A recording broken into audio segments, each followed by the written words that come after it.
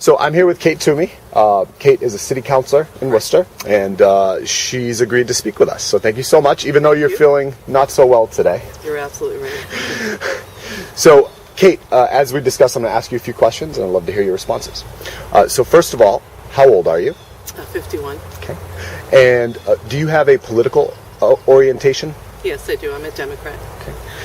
And do you have a religious affiliation? I do. I'm a Roman Catholic. And what's your job title or titles? My job title is City Councilor at Large for the City of Worcester, mother, wife, all of the above. So great. And how would you describe your role in the community? My role has been multifarious, actually. I was on the school committee. I'm still an advocate for our schools. And now as a member of the City Council, I'm an advocate for our city and for the people who live here and work here. Great. So, talk about your relationship with your local independent community. I am very comfortable with our local independent community. I have been a member of Worcester Local First, which was originally started by some local people here.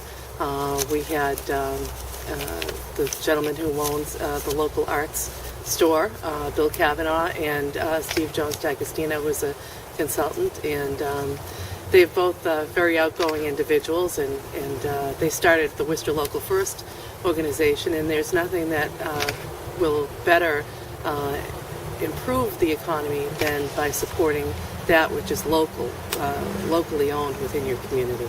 Great.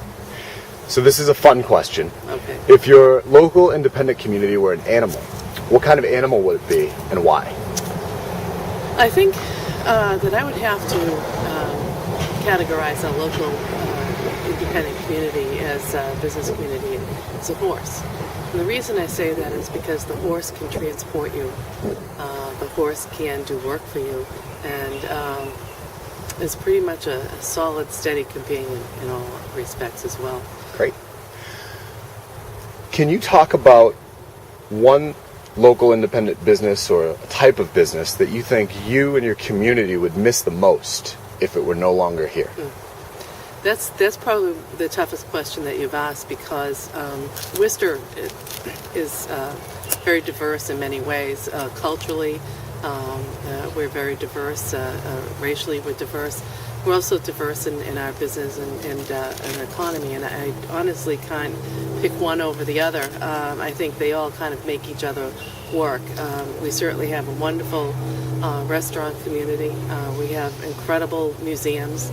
As a matter of fact, some of our museums are the top in the world. We have some excellent businesses. We're a great startup center for biotech. Our colleges are extremely important. We have over 30,000 students here in the city every year because of them. We have robotics is a burgeoning industry here in the city. So I really couldn't choose. I'm like the mother who has no favorite. It's like when someone asks me to pick my favorite member or to choose my favorite coffee shop. Yeah. I can't really do it. Tough. Great. So can you talk about your experience as an organizer, and can you share one lesson learned or one piece of advice that you think would be helpful for anyone who would interact with or see this project? Sure.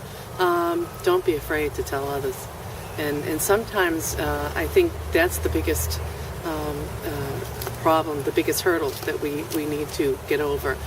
Sometimes we think that, well, everyone knows this, or people must know about it. And I have found that people don't know. As much as you think that's been advertised, as much as you think that everybody around you knows, there's somebody else who doesn't. And so I would have to say that be persistent and consistent with your message, and use every medium that you can possibly use. I do that in my daily life. I use Twitter, I use the internet, I use Facebook. So very important. Well, that's great. We hope that you'll follow this story with all of your tools as we're using those tools as well. Well, thank you very much. I sure will.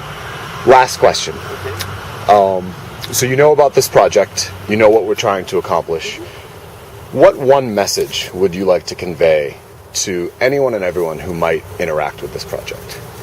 The message that I'd like to convey is that, frankly, if we're not doing it ourselves, it won't get done. And the importance of supporting local business that are locally owned is more critical to your well-being and your livelihood than you realize.